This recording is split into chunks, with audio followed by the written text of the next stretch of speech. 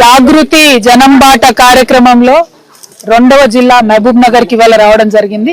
మరి మహబూబ్ నగర్ జిల్లాకు నీరు ఇచ్చేటటువంటి వరప్రదాయిని కృష్ణా నది. అటువంటి కృష్ణా నదిలో పాలమూరు రంగారెడ్డి ప్రాజెక్టు తెలంగాణ రాష్ట్రం సిద్ధించిన తర్వాత డిజైన్ చేసుకోవడం జరిగింది. మరి చాలా పెద్ద ఎత్తున కేసీఆర్ గారి హయాంలో 80 నుంచి 90% పనులు పూర్తయిపోయినాయి. ఇప్పుడు 2 సంవత్సరాలు అవుతుంది కాంగ్రెస్ పార్టీ వచ్చి, ఒక్క అడుగు కూడా ముందు పడతలేదు, ఒక్క తట్టెడు కూడా మట్టి ఎత్తిపోయినటువంటి పరిస్థితి ఉన్నది. పొద్దున ఉద్దండపూర్ రిజర్వాయర్ పోయినాం, అక్కడ అదే పరిస్థితి. ఇప్పుడు కర్వేనకు వచ్చినాం, ఇక్కడ ఇదే పరిస్థితి. మరి ఎక్కడికి పోయినా కూడా అంతకుముందు మనం శ్రీశైలం నుంచి నార్లాపూర్ వరకు ఎత్తిపోసినాం, ట్రయల్ చేసినాం. ఇప్పుడు నార్లాపూర్ నుంచి ఏవిలకు వచ్చేటటువంటి టనల్ వర్క్స్ ఏవైతున్నాయో అవి చేయకుండా ఉన్నారు. దారుణం ఏంటంటే సుప్రీంకోర్టు మొత్తం మన పాలమూరు రంగారెడ్డి ప్రాజెక్టులను సస్పెన్షన్ లో పెట్టింది.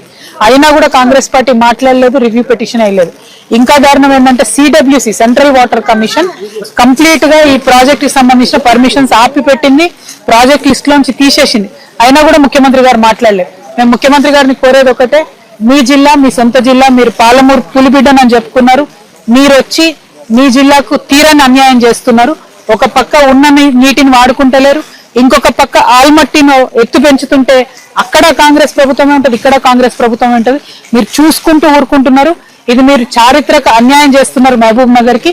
దీన్ని మహబూబ్ నగర్ జిల్లా ప్రజలు క్షమించరు అని చెప్పి రేవంత్ రెడ్డి గారిని నేను డిమాండ్ చేస్తున్నా. తక్షణమే మీరు పాలమూరు రంగారెడ్డిలో ఏవైతే పెండింగ్ ప్రాజెక్ట్స్ ఉన్నాయో, పెండింగ్ ఈ రిజర్వాయర్స్ ఉన్నాయో ఇమీడియట్ గా ఫినిష్ చేయండి, టనల్స్ ఫినిష్ చేయండి, త్వరితగతిన వాడుకలకు తీసుకురండి.